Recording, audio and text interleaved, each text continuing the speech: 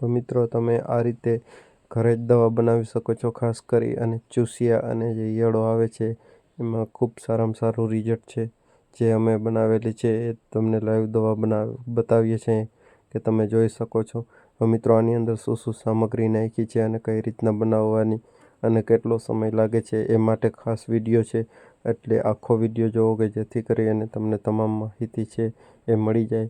મિત્રો આ દવા છે એ છાયામાં બનાવવી ખૂબ જ જરૂરી છે, જેથી કરી અને જે ઓર્ગેનિક દવાઓ કોઈ પણ હોય છે એ છાયામાં બનાવવી ખૂબ જરૂરી છે.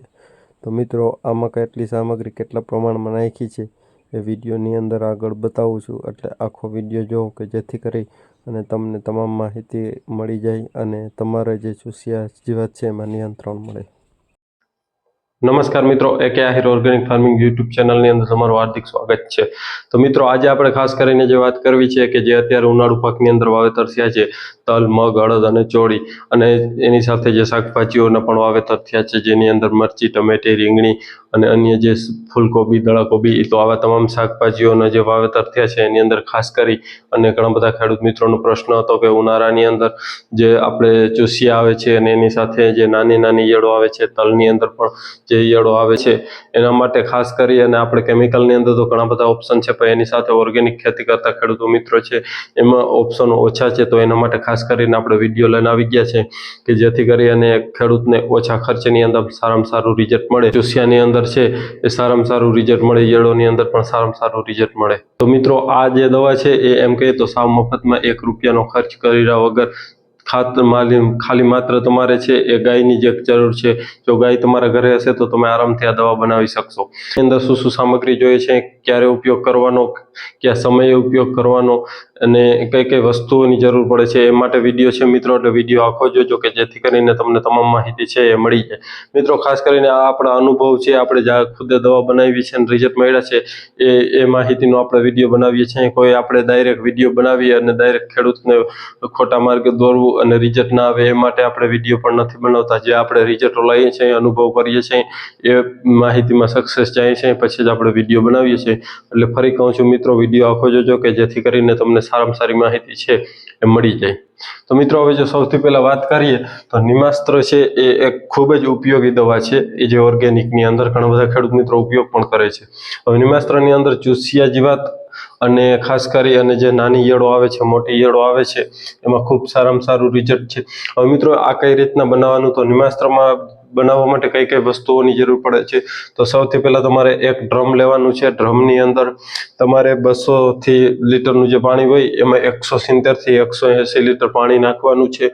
અને ત્યારબાદ ગાયનું છાણ 2 કિલો લેવાનું છે અને ગાયનું ગૌમૂત્ર લેવાનું છે 10 લીટર અને જે કડવા લીમડાના પત્તા લેવાના છે 10 કિલો. આ જે પત્તા છે એને થોડાક ક્રેશ કરી લેવાના કે જેથી કરી અને દવા છે એ થોડાક ટાઈમમાં બની જાય. હવે મિત્રો આ જે 4 વસ્તુઓ છે પાણી સાથે એને તમારે મિક્સ કરી દેવાની છે. અને જે આપણે આ બધી માહિતીમાં જે સામગ્રી બતાવી છે એને તમારે ભેગી કરી અને 2 દિવસ લગી રહેવા દેવાનું છે. અને આમ 3 થી 4 વખત દિવસની અંદર હલાવવાનું. એટલે આ દિવસની અંદર 3 થી 4 વખત હલાવશો એટલે 2 થી 3 દિવસની અંદર આ દવા કમ્પ્લીટ બની જશે. હવે મિત્રો ખાસ કરીને આનો જો ઉપયોગ કરો કઈ રીતના કરવાનો, વાપરવાનો, તો આપણો 15 લીટરનો પાણીનો પંપ હોય છે એમાં 500 થી 700 ml નાખશો તો તમને સારામાં સારું રિઝલ્ટ મળશે. અને અઠવાડિયે એક સ્પ્રે કરવાનો શક્ય હોય તો 4 થી 5 દીમાં જ કરી દેવું વધારે સારું રહેશે. અને શક્ય ના હોય તો 8 દીએ તો ફરજિયાત એક સ્પ્રે કરવો જ આનો. એટલે સારામાં સારું રિઝલ્ટ મળશે તમને.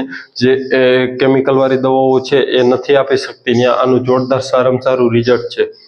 હવે એની સાથે મિત્રો નિમાસ્ત્ર છે એનો ઉપયોગ કરવાથી શું શું ફાયદા થાય છે, તો ખાસ કરીને નિમાસ્ત્રનો ઉપયોગ કરવાથી તમામ પ્રકારની જે ચૂસિયા આવે છે, જેની અંદર સફેદ માખી, મોલો, મસી, થ્રિપ્સ, કથેરી, આવા જે જીવાતો આવે છે એમાંય સારામાં સારું રિઝલ્ટ મળે છે. પછી એની અંદર ઈયળો આવે છે કે જે કાબરી, લીલી લશ્કરી અને આવી જે ઘણી બધી પ્રકારની ઈયળો આવે છે. ખાસ કરી અને જે રીંગણી ખેતી કરતા હશે તો એની અંદર જે આપણે એમ કહીએ છીએ કે ડોકા મયડી આવે છે, એ જે રીંગણીનું ઝાડ હોય એની અંદર રહેતી હોય છે અને ગુલાબી કલરની ઈયળ હોય છે.